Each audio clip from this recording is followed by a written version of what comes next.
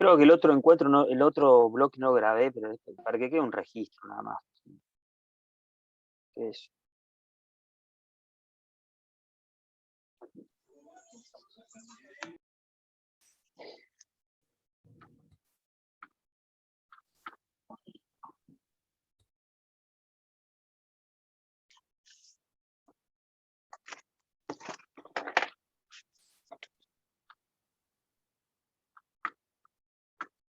¿Estás ahí, Maro? Está conectando el audio.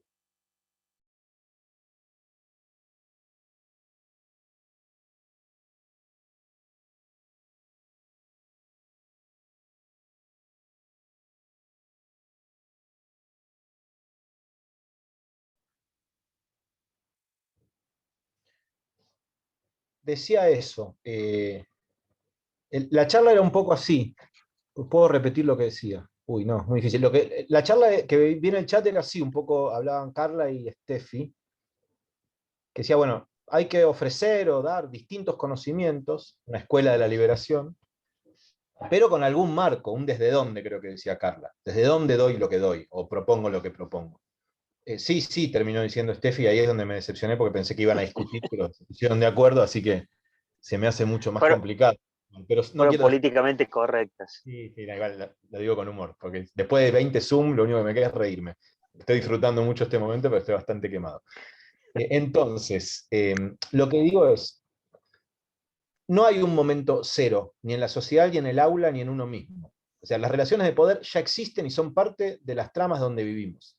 Y si yo simplemente creo que se trata de ofrecer diversidad y plantear que todo tiene un mismo valor, lo que estoy haciendo es ocultar que ese valor igual no es tal. No vivimos en un mundo de igualdades. Entonces, que si ofrezco de manera, y digo, todo tiene sentido en sí mismo, es ese relativismo posmoderno extremo, yo creo que legitimo o reproduzco u oculto las relaciones de poder preexistentes. Ahora, ¿desde dónde? Ahí hay un presupuesto en lo que estoy planteando, que para mí es muy importante tenerlo en cuenta y es de lo que casi lo único que yo por lo menos sigo sosteniendo de Paulo Freire. Hoy bardeamos a todos los grandes. O lo que más me interesa sostener de Paulo Freire, porque hay otras cosas que yo era re freiriano y todo, y después fui peleándome cariñosamente con Freire. Ni le importó a Freire, obviamente, pero digo, que es la idea de que la educación es una actividad directiva. Nosotros tenemos un rol, no de dirigir en el sentido de liderar como si fuéramos manager de una empresa o líderes políticos en un sentido tradicional.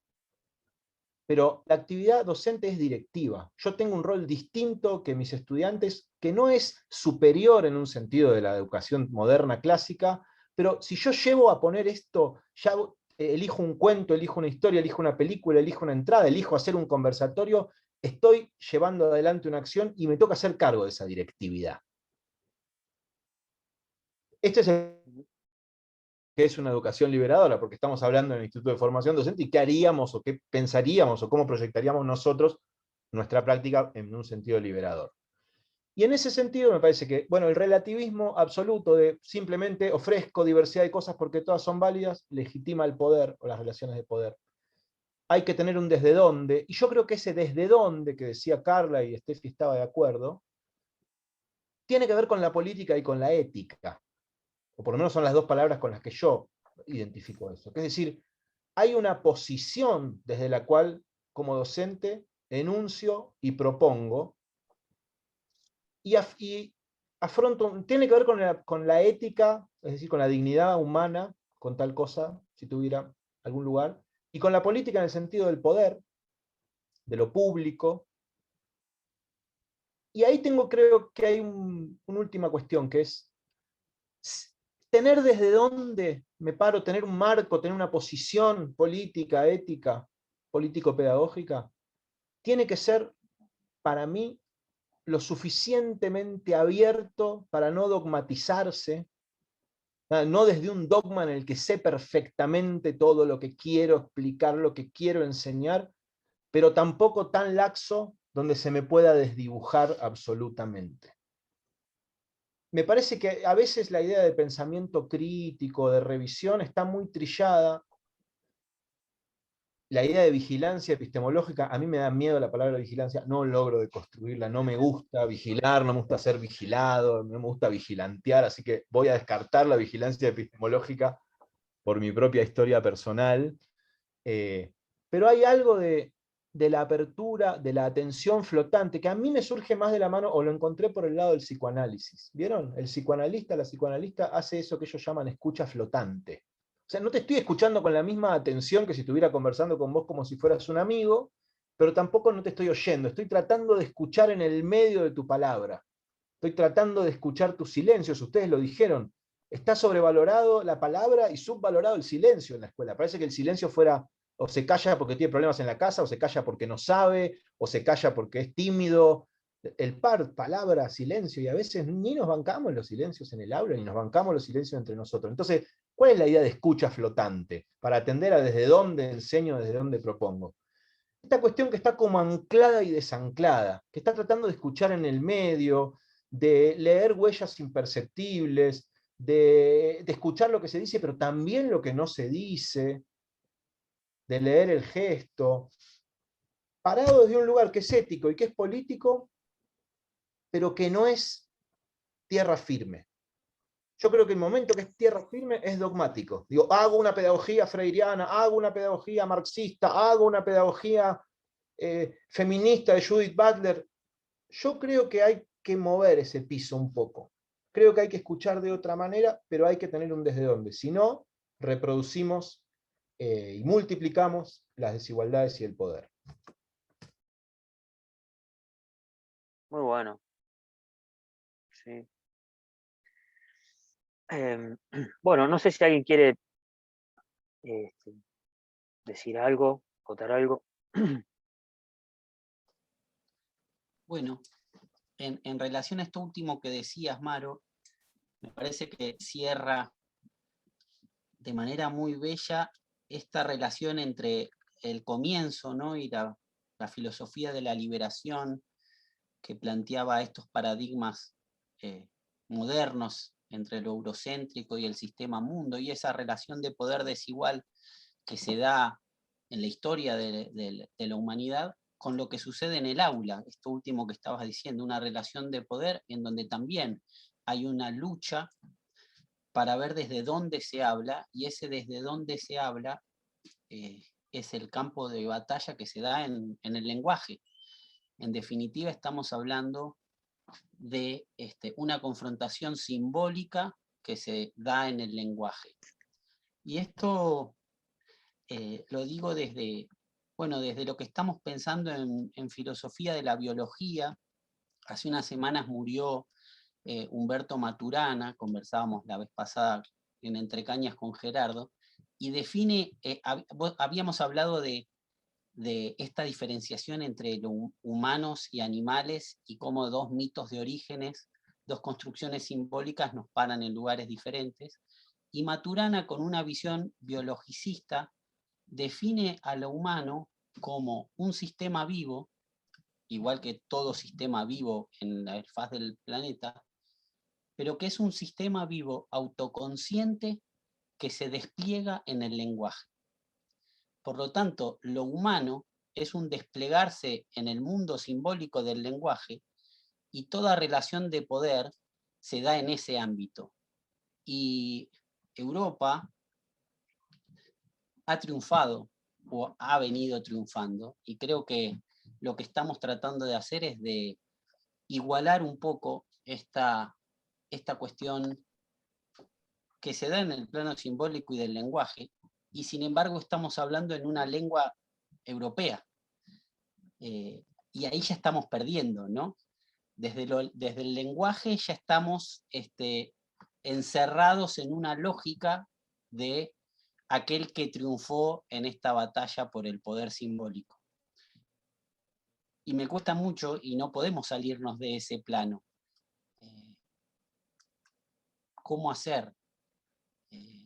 ¿Cómo en tantos sistemas vivos autoconscientes que estamos compartiendo algo común en este momento maravilloso que agradezco nos hayan invitado y que se haya dado, estamos reconstruyendo desde el lenguaje un mundo posible? Y creo que eso es liberador.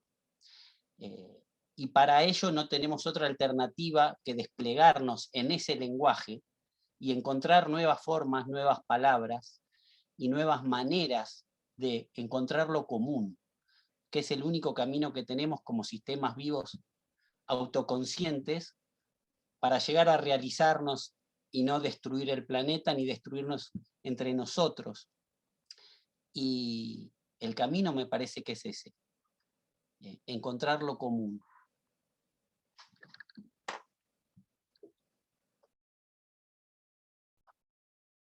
Muy bueno, muy bueno. Gracias, Lucas. Creo que abre a muchas cosas también, ¿no? Pensar ahí que, sí, el logos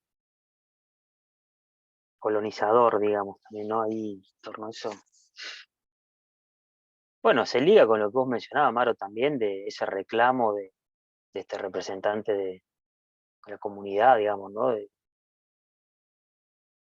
Enseñe también en la academia otras cosas, ¿no? Creo que va por ahí. Bueno, Marce, gracias por inventar este espacio. De mi parte, a todos, muchas gracias. Y me gustaría... Se va a repetir, no repetir porque nada se puede repetir, pero va a haber otro conversatorio entre las dos cátedras. Creo que era el 2 de junio, ahí está anotado en el horario de interculturalidad y derechos humanos. Volverá a ser así, abierto, público, esperamos contar con más presencias también. Y me siento mucho mejor que cuando empecé, y no me sentía nada mal cuando empecé. Así que quisiera irme escuchando las voces de alguna de las estudiantes, compañeras, compañeros que hablaron o no hablaron, haciendo algún cierre. Quien tenga ganas. No me parece que tengamos que cerrar, Marcelo o yo, claro.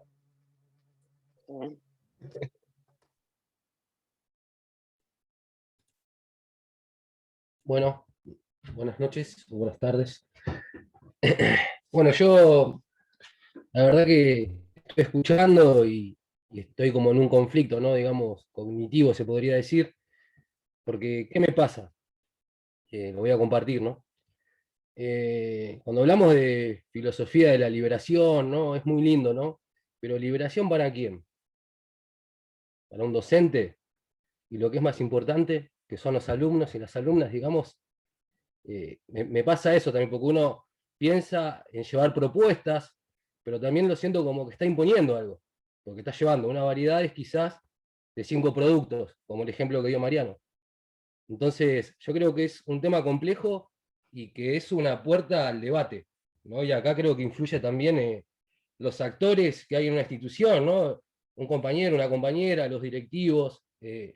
Creo que también el desmenuzar un currículum tampoco es una tarea sencilla, porque ahí creo que también es darle lugar al debate, porque ¿qué se le puede sumar? ¿Qué no? ¿Qué hay que desnaturalizar?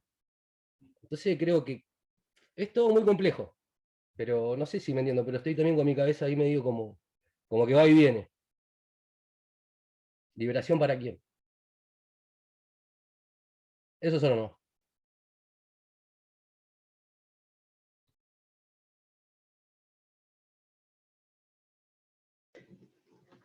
A mí me pareció, o sea, más o menos lo mismo que Pablo, esto, ¿no? De que uno a medida que va escuchando, la cabeza de uno va para todos lados, inclusive en este sentido de que, ¿cómo hacemos adentro del aula? Yo creo que en principio esto es un inicio como para reestructurarnos, porque como dijo una de las chicas al principio, ya venimos formados nosotros con una estructura y es difícil romper con eso, imagino yo también ya dentro del aula siendo docente. Y tomo por ahí palabras, yo no estuve en la presentación del libro, pero a lo que, esto de lo que dijeron, ¿no? De que también tenemos que conocer al otro, o sea, porque cómo pretendemos nosotros tratar de dar opciones si no sabemos qué, o sea, no conocemos al otro, a esos otros que están ahí, a los niños, niñas, niñes que están, ¿no? Y eso me pasa, es como que, bueno, ¿cómo arrancamos? Esto ya es un inicio. cuáles son las herramientas que tenemos, o cuáles son los caminos que tenemos que tomar.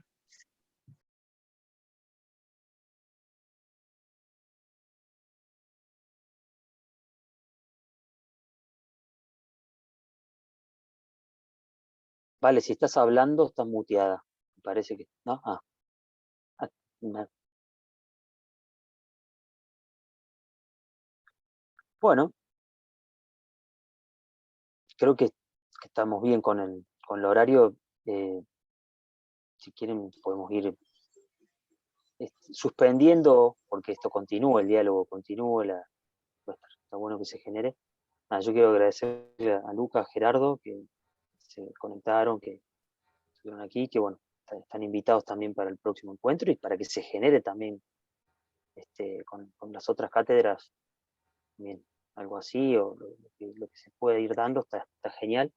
Bueno, agradecerle también a todos ustedes, todos por estar, y bueno, me parece que estos son espacios súper interesantes y valiosos, porque también algo se hace también al respecto, cuando Maro comenzó diciendo, ¿no?, el valor de estos espacios, porque también rompe con la estructura clásica de una clase, así que bueno, eso me parece súper valioso. Yo nada más que decir, agradecer y aguardando el próximo encuentro. Gracias. Gracias, profe. Nos vemos, suerte. Chao, chao.